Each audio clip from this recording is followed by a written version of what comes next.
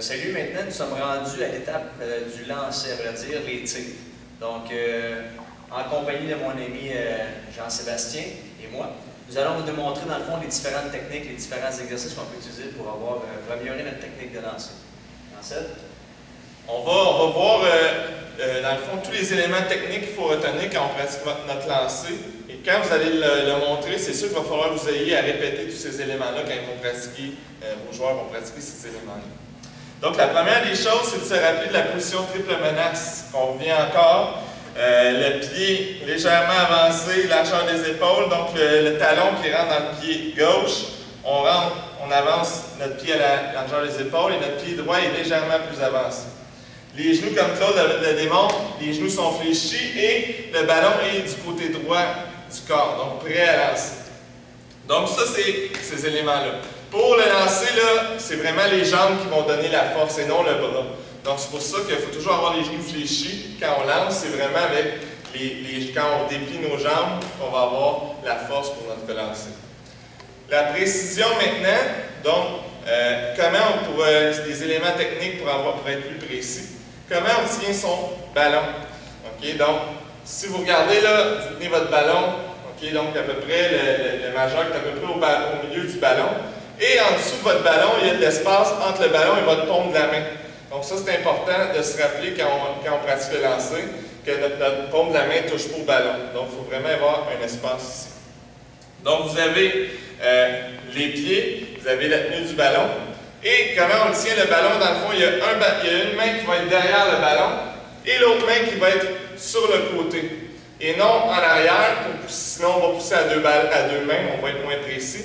Donc la main gauche, ça va surtout être une main de soutien qui va soutenir le ballon. Il ne tirera pas, donc il n'y aura pas de projection avec la main gauche pour un droitier.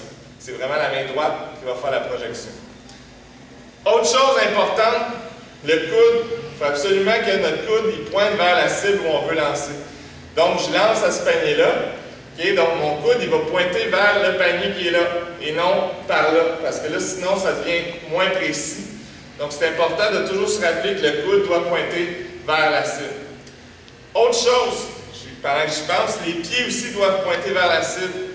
Donc je lance à ce panier-là, mes pieds ne seront pas placés comme ça. Il faut vraiment que mes pieds pointent vers le panier que je vise. Donc là, on a les pieds, on a le coude, on a la tenue du ballon. Il reste maintenant la projection du ballon. Donc au basket, il y a une main qui propulse le ballon, l'autre main qui tient en soutien. Donc c'est pas à deux mains de cette façon-là.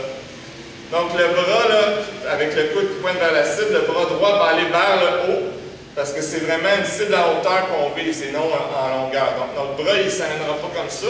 Il va vraiment aller vers le plafond. Et comment on termine notre mouvement? On termine avec un fouetté du poignet, comme vous voyez, avec je finis les doigts vers le sol pour que mon ballon ait une rotation.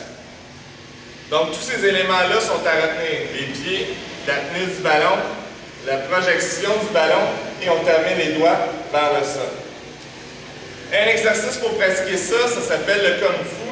Comment ça fonctionne? On se place vis-à-vis, je ne sais pas si vous avez les corridors de badminton dans votre gymnase, ça peut être une cible au sol, mais c'est vraiment pour pratiquer à avoir tous les segments bien alignés pour bien lancer. Vous installez, nous on a fait l'exercice avec des cerceaux, donc c'est la cible qu'on va viser pour l'exercice. Vous installez le pied droit vis-à-vis le milieu du cerceau et on va faire des lancers en essayant d'arriver dans le cerceau. Si on lance à côté du cerceau, c'est que notre bras est tout croche. Okay? Donc si je lance de ce côté-là, c'est que mon coude va s'en aller de ce côté-là.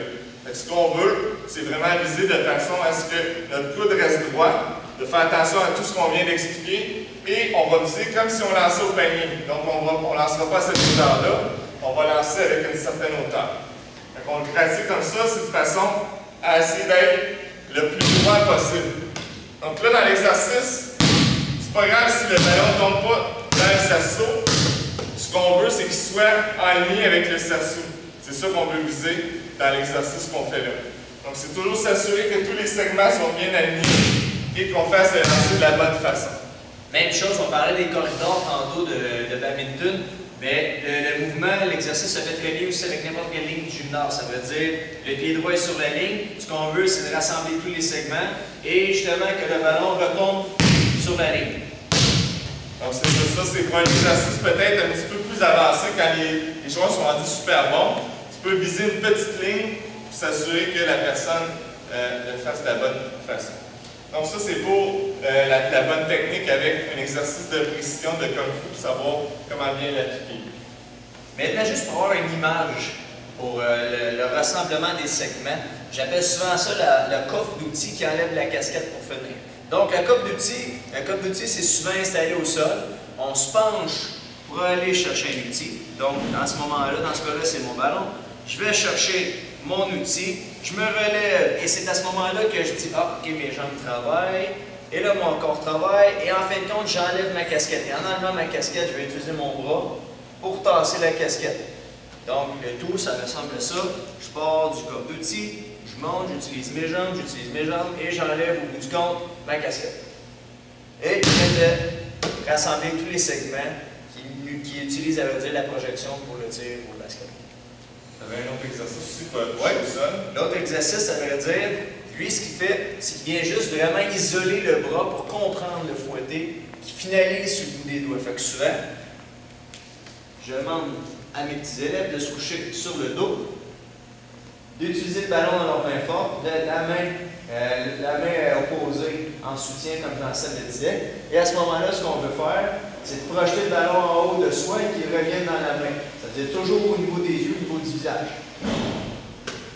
Vous voyez le fouetté du poignet, on peut très bien pratiquer avec cet exercice-là. Vous voyez Claude est fini avec les doigts vers moi, autrement dit, il va avoir plus de fouetté du poignet. Donc c'est un bon exercice pour pratiquer cet élément-là du lancer.